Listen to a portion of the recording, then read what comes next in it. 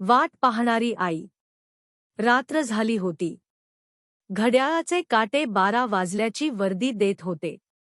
आईची नजर कधी दाराकडे तर कधी घड्याळाकडे वळत होती. काळजात कुठेतरी धडधड सुरू होती.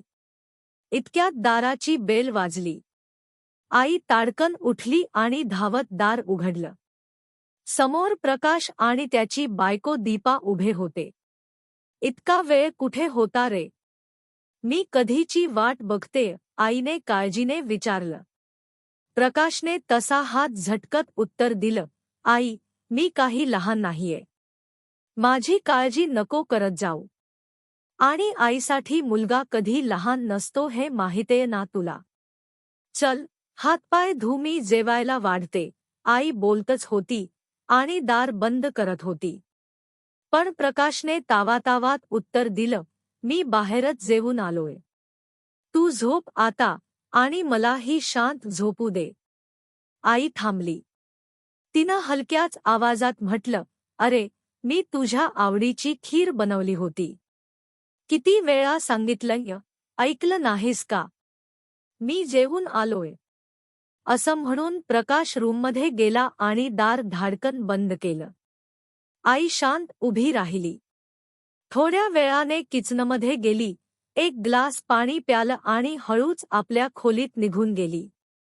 सकाळ. प्रकाशला जाग आली तेव्हा 9 वाजले होते. तो उठून हॉलमध्ये गेला. तिथे लॅपटॉपजवळ एक चिठ्ठी ठेवलेली दिसली. त्यानं चकित होऊन ती उचलली. प्रिय बाळा, तुला आश्चर्य वाटेल, आप एकाच घरात राहतो आणि मी तुला पत्र का लिहिले? कारण माझं बोलणं तुला ऐकायला वेळ नाही. तू घरात येतोस, पण क्षणभर थांबत नाहीस. एखाद्या एक्सप्रेससारखा स्टेशनवर फक्त क्षणभर थांबणारा प्रवासी. मी वाट पाहते तुझी. रात्री उशीर होईपर्यंत खीर करत बसते तुझ्यासाठी. पण तुला गरज वाटत नाही, ना वेळ मिळतो. मी बोलू लागते तर तुझं झोपू दे येतं. आणि माझं मन मात्र रात्रभर जागं राहतं. माझं काही लागलं असतं तर तूही जागा राहिला असतास ना. पण मी तर आई आहे, घरातली सामान्य आई. मी जेवण न करता झोपले हे कुणाला लक्षात येत नाही. पण काही हरकत नाही रे बाळा, तू खुश राहा.